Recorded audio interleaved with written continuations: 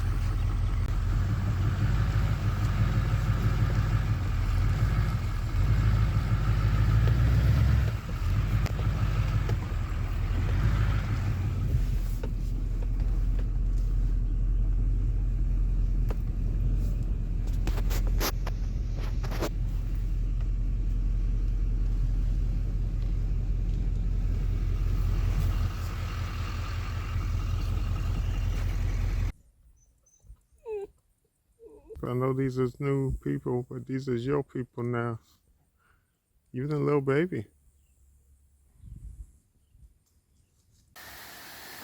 Idea of my layering process. Bam! You can see. All right, yeah, I can see where you started that. So that's all. It's going to work itself down from the compaction. I see it. This is bond. You can probably find a nail or something. So you could take something with a taproot or maybe implant it in here, and it would probably start going. That root depth would probably even go deeper and deeper. Because I see that's clay. Is that clay on the bottom of there? Yes, clay on the bottom. And it goes deep. This is the sandy loam. Okay. I can go deep, but I know it's almost like 30-foot drop. I'm not even gonna. I wasn't even capping. This is just a little one. Oh yeah. That's a little baby. And you are serious. Okay. That's the grass we growing, y'all. Tifton 85. That's 7 something right there, almost 7. But this is all Tifton, pure Tifton. There's like little pieces in there, so I'm doing something there. Doing a little experiment. Little experiment. This is the grass garden, but this is all straight. I can just grab a handful of this. Tifton galore. This would do, you could do an acre with this.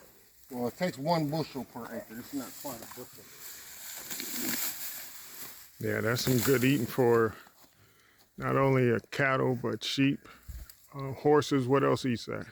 Everything, anything that eats like spores, this is it right here. Okay. Tifton 85.